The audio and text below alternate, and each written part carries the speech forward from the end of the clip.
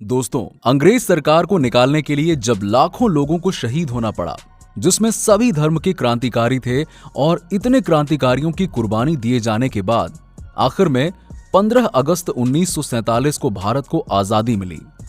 लेकिन आजादी के समय भारत एक टूटा फूटा राष्ट्र था। क्यों?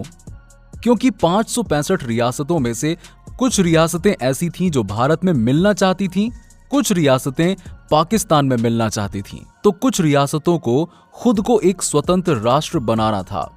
तो आज के इस वीडियो में हम इन्हीं मुद्दों पर बात करेंगे कि आजादी के समय किन किन रियासतों ने भारत में शामिल होने से मना कर दिया था और उसकी वजह क्या थी। ऐसे कई मुद्दों पर आज हम बात करेंगे, तो वीडियो के अंत तक बने रहिएगा। दोस्तों, जब 1947 में भारत को आजादी मिली, उस समय भारत में 3 तरह की रियासतें थीं, जिसमें पहले ब्रिटिश भारत क्षेत्र वाली रियासत, जिन रियासतों पर सीधा इंग्लैंड के गवर्नर जनरल का नियंत्रण था। दूसरी रियासतें भारत की देसी राज्य, जो देसी रियासतें राजा के शासन के अधीन तो थीं, लेकिन ब्रिटिश सरकार के अंतर्गत आती थीं। और तीसरी रियासत जो फ्रांस और पुर्तगाल के क्षेत्र थे, जिसमें गोवा, चंदन नगर, पौंडीचेरी जैसे छोटे छोटे राष्ट्र शामिल थे।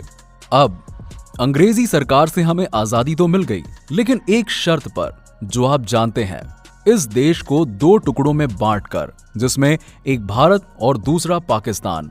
इसके अलावा अंग्रेज सरकार ने इन 565 रियासतों के सामने 3 विकल्प रखे।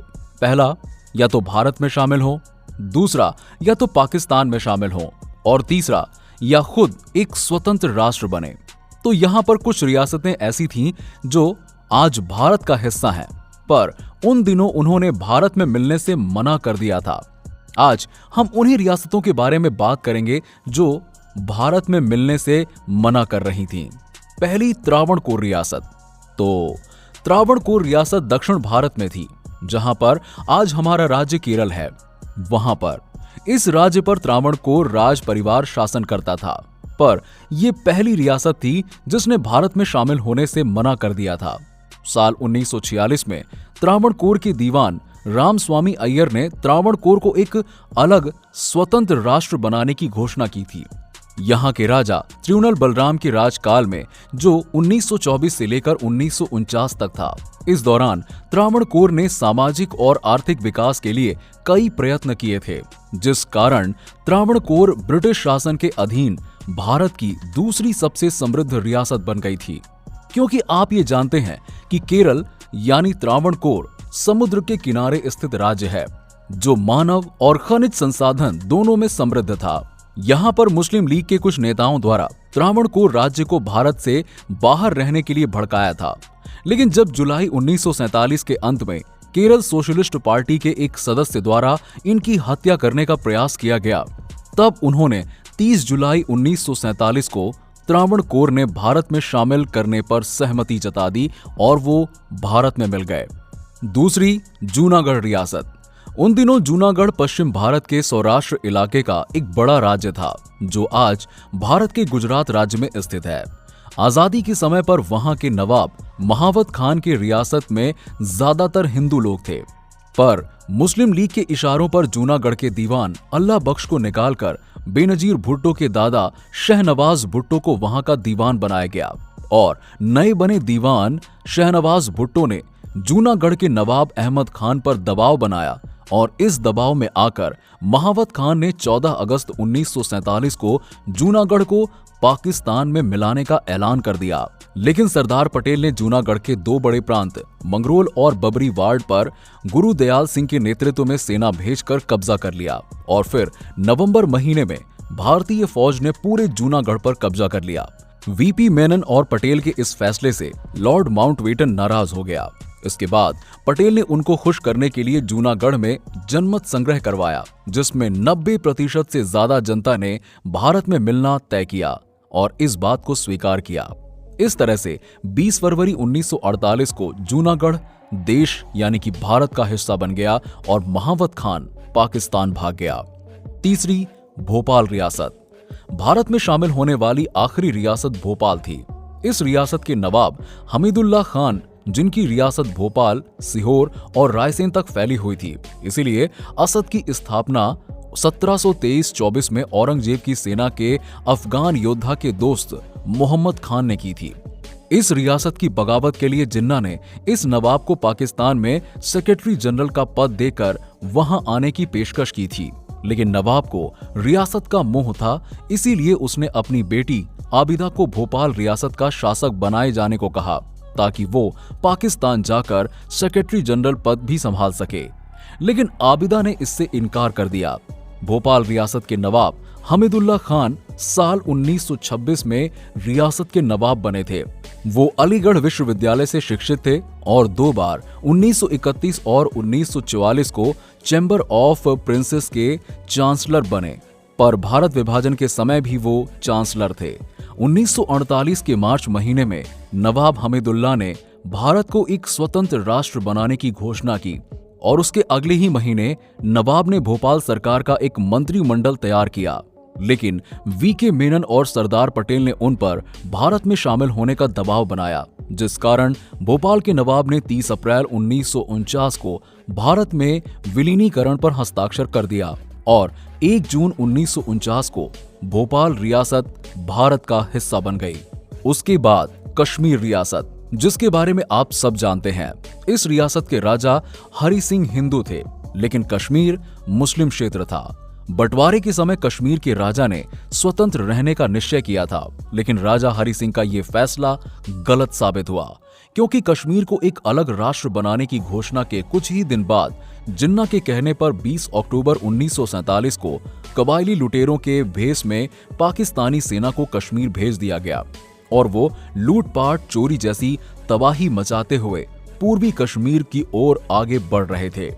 ये देखकर महाराजा हरि सिंह ने जवाहरलाल नेहरू से मदद मांगी, पर 26 अक्टूबर 1940 को दोनों देशों के बीच विलय का समझौता हुआ, जिसमें कश्मीर के विदेशी मामले और कश्मीर का संचार भारत के हवाले कर दिया गया और इसके बाद कश्मीर भारत में मिल गया।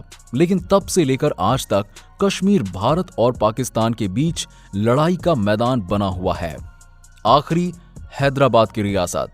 डेक्कन के पठार में स्थित हैदराबाद की रियासत काफी साधन संपत्ति थी और आजादी के समय जिसका नवाब निजाम उस्मान अली खान था।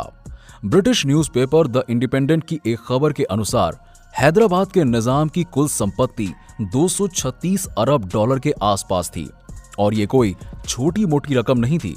अगर हम आज भारत के सबसे अमीर व्यक्ति मुकेश अंबानी की बात करें तो उससे 5 गुना ज्यादा संपत्ति हैदराबाद के नवाब के पास थी और वो भी आज से 70 साल पहले। इसीलिए ये नाम उस समय दुनिया के सबसे बड़े अमीरों में शामिल थे और उस समय इस रियासत में भी 85% हिंदू थे, लेकिन सेना और शासन में मुस्लिमों का दबदबा था। अंग्रेज सरकार के शासन में भी हैदराबाद में अपनी सेना, अपनी रेल और अपना डाक तार विभाग हुआ करते थे। उस समय आबादी और कुल राष्ट्रीय उत्पादन की दृष्टि से हैदराबाद भारत का सबसे बड़ा राजघराना था और इंग्लैंड और स्कॉटलैंड के कुल क्षेत्रफल से भी हैदराबाद रियासत बड़ी थी। शुरू में निजाम की ख्वाहिश हैदराबाद की रियासत को एक अलग देश बनाने की थी, लेकिन निजाम पाकिस्तान और इंग्लैंड की सरकार के हाथों की कठपुतली बना हुआ था।